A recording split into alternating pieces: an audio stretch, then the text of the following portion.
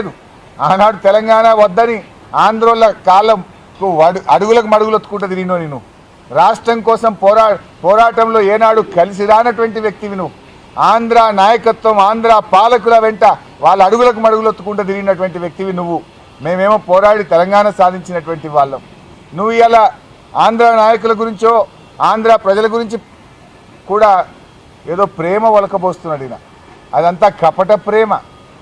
ఎందుకు ఈ మాట అంటున్నా అంటే గతంలో చిన్నజీఎస్ స్వామి గారిని పట్టుకొని ఆయనను కూడా ఆంధ్ర స్వామి అని మాట్లాడినటువంటి నీచుడు రేవంత్ రెడ్డి గారు. ఒక కాంట్రాక్టర్ మన అద్భుతమైన దేవాలయం యాదాద్రి దేవాలయాన్ని ఆనంద్ సాయి గారు నిర్మిస్తే ఆయన ఆంధ్రోడు అని చెప్పి మాట్లాడినటువంటి వ్యక్తి రేవంత్ రెడ్డి గారు.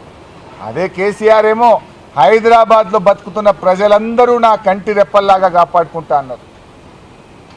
తెలంగాణ రాష్ట్రం ఏర్పడిన తర్వాత ప్రజలందరినీ కూడా కలుపుకొని పోయిన గొప్ప వ్యక్తిత్వం. ఆంధ్ర తెలంగాణను ఈ దేశం అనకుండా ఎక్కడెక్కడి నుంచో వివిధ రాష్ట్రాల నుంచి ఇక్కడ కార్మికులు కూడా పనిచేస్తే కరోనా వస్తే వాళ్లకు పనులిచ్చి రైళ్లు పెట్టి భోజనం పెట్టి వాళ్ళని జాగ్రత్తగా వారి రాష్ట్రాలకు పంపినటువంటి మానవత్వం ఉన్న వ్యక్తి కేసీఆర్. అనవసరంగా ఎందుకంటే నువ్వు డిఫెన్స్లో ఉన్నప్పుడల్లా కొత్త డ్రామా పెడతా ఉంటావు. ఇట్లాంటి డ్రామాలు కట్టిపెట్టు.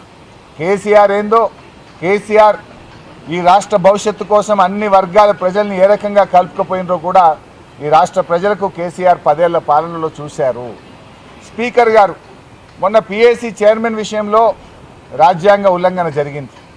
నిన్న రేవంత్ రెడ్డి గారు కూడా మాట్లాడుతూ ఏమన్నారంటే ఎన్నిక జరిగిందట. మీరు ఇవాళ పేపర్ చూడండి. ఉదయమే నేను 2-3 పేపర్లు చదివాను. పేపర్లో ఎన్నికల ప్రక్రియ ద్వారా పిఏసీ చైర్మన్ ఎన్నిక జరిగిందని నిన్న చిట్చాట్లో రేవంత్ రెడ్డి గారు చెప్పాడు.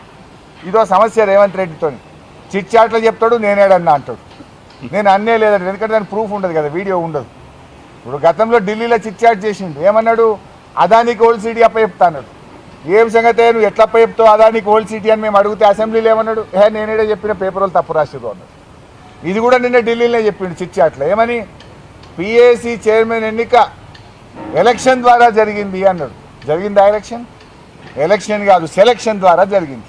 ఎలక్షన్ ఎక్కడ జరిగింది? నేను అడుగుతా ఉన్నా. ఒకవేళ నామినేషన్లు ఎక్కువ సంఖ్యలో వస్తే ఒక నామినేషన్ను తిరస్కరించాలంటే రాజ్యాంగం ప్రకారంగా ఎన్నిక జరగాలి. అసెంబ్లీలో ఎన్నిక పెట్టి సింగిల్ ఓట్ మెజార్టీ ద్వారా ఎలిమినేట్ చేయాలి కదా. ఎన్నిక జరిగిందే? బులెటిన్ ఇచ్చింది. It is not election, it is the selection of Revanth Reddy. ఎందుకంటే ఎలక్షన్ జరిగితే స్పీకర్ గారు శాసనసభ విలువాలి కదా. శాసనసభలో నేను వేసిన నామినేషన్ను తిరస్కరించాలంటే అది స్పీకర్ గారు కాదు, సభ నిర్ణయించాలి. ఎలక్షన్ ప్రక్రియ ద్వారా నిర్ణయించాలి తప్ప ఒక వ్యక్తులు నిర్ణయించడం కాదు. అంటే నోరిప్పితే అబద్ధాలే. ఏ పూటగా ఆ పూట మాట్లాడు, ఏ రోటికాడ ఆ పాట పాడు రేవంత్ రెడ్డికి అలవాటు అయిపోయింది. దాడి చేయించింది ఆయన్నే. ఇవాళ లేలే హైదరాబాద్ బ్రాండ్ ఇమేజ్ దెబ్బతినద్దు, ఎంతటి వారైనా లా అండ్ ఆర్డర్ కాపాడాలంటే ఇదేదో దయ్యాలు వేదాలు వల్లించినట్లేదు. దాడి చేయించిందే నువ్వైతివి. దాడి చేస్తే నేను ఊరుకోనని మాట్లాడేది నువ్వేనైతివి. నవ్వుకోరా, ప్రజలు చూస్తలేరా? 8 పోలీస్ స్టేషన్లు దాటి గాంధీ గారు కౌశిక్ రెడ్డి ఇంటి మీద దాడి చేస్తాడంటే తెలంగాణ పోలీసులకు సామర్థ్యం లేదా? ఉన్నది. పాపం వాళ్ళ కాలు చేతులు కట్టేసినావు. నువ్వే దగ్గరుండి ఎస్కాట్ ఇప్పించి దాడి చేపిస్తావు. వాళ్ళు ఏం చేస్తారు పాపం? తెలంగాణ పోలీసులు అద్భుతమైన పోలీసులు, వాళ్ళని కూడా నేను తప్పు పట్టడం లేదు. అందుకే నేను డీజీపీ గారిని కోరింది కూడా. ఇది అత్యున్నత స్థాయిమైనటువంటి అవకాశం. రాగద్వేషాలకు అతీతంగా పనిచేయాలి. న్యాయానికి చట్టాన్ని కాపాడే విధంగా పనిచేయాలి తప్ప ఒక వ్యక్తుల ఇష్టాయిష్టాలకు అనుకూలంగా పనిచేయొద్దని చెప్పి కూడా నేను పోలీసులకు కూడా హితవు పలుకుతా ఉన్నాను. ఇక నా ఆరోగ్యం గురించి కూడా మీరు వచ్చింది అందుకోసం నాకు తెలిసి క్వశ్చన్ అడుగుతారని. కానీ సరే, నాకు నిన్న వాళ్ళు తొక్కిసలాటలో తోపులాటలో కొంత చేయికి దెబ్బ తగిలిన మాట వాస్తవం. అయితే డాక్టర్ల దగ్గరికి వెళ్తే చూసి ఒక 15 రోజుల పాటు ఫిజియోథెరపీ చేయండి.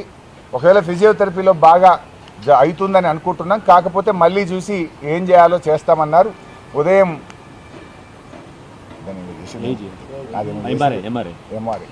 ఎంఆర్ఐ ద్వారా పరీక్ష చేసి ఎంఆర్ఐ రిపోర్ట్స్ చూసిన తర్వాత ఫిజియోథెరపీని సజెస్ట్ చేయడం జరిగింది.